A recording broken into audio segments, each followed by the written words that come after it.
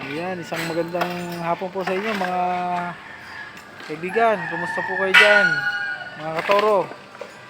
Tayo po ngayon ay nandito na sa additional building na ginagawa natin. Samahan po niyo ako at saksihan po natin yung kanilang ginagawa. Nandito po tayo. Fill in na po tayo ng lupa para po makuha natin yung elevation ng grade slab.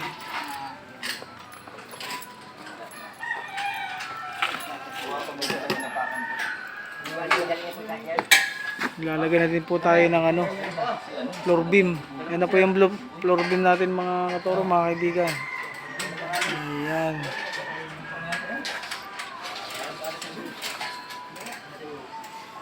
Floor beam po natin ay may sukat na 25 by 50. Yung width po ay 25, 50 po yung height.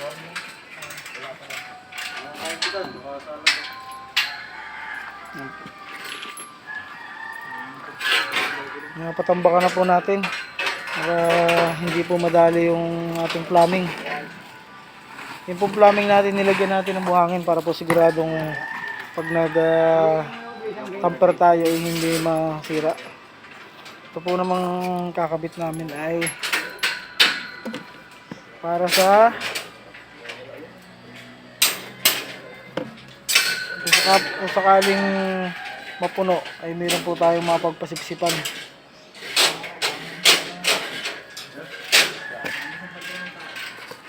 Hindi po pwede sa labas ilagay, hindi po namin lupa yun. Dito po sa loob to. Mat, itaas mo yung isang bakal na yan. Buhat dyan sa gilid ay sukat ka ng 20 o kaya 10. Hindi pwedeng ilbisan. Ganyan mo. Ayan. Ayan. Papaganyan siya. Igitin mo pa konti. Up. Ayan. Ganyan. Kaso ang problema, Mateo, kailangan, ito yung flooring natin. Nakausli lang siya ng konti. Ayan. Diba ito? Ito yung ka-level ng flooring, Ayan. Kailangan naka-usli lang tayo ng konti. Yan, pwede na yan. Isang 45 pa. Oh, isang 45 pa. Ayan. Pwede na yan. I-level mo lang dito. Kasi yan yung flooring eh. Ayan. Ayan, nakaganyan siya.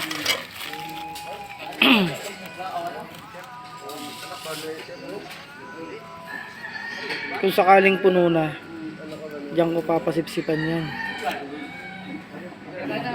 Malagay pa ako sir ng isang 45 ba na? Ikaw, maglagay ka.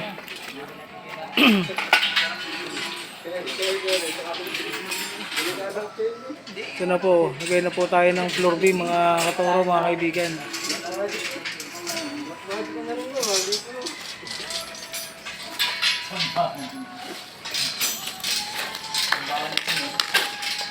Yun po si Boy Ray, si Hawk, si Kuya Marvin. Ha? Akin? Pinabili ko? Lutuin nyo. Oo. 150. Lutuin nyo kung gusto nyo.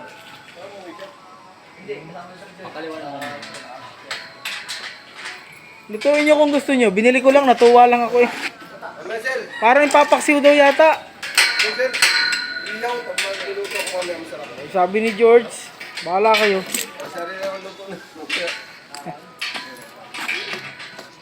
Bawal siyang inuman. Ha? Bawal.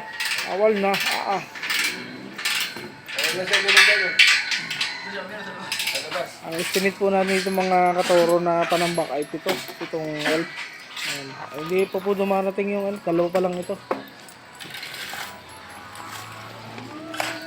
Papasok na 5 elf ito para makabot po tayo sa grade slab natin para makakuha na natin yung compactor natin. Pag na-compact, after po nun ay tayo magbubuhos at ng may habol dyan sa third floor na yan. Ayan.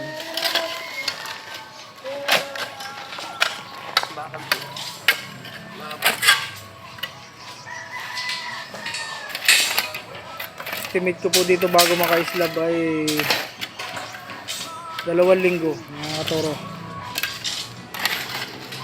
Kailangan may slab na to sa loob ng 2 linggo pa. Ayan.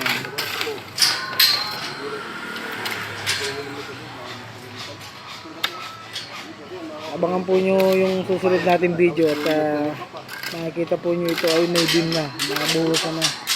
Mga katoro, mga kaibigan, isang magandang hapon po sa inyong lahat sa muli po natin.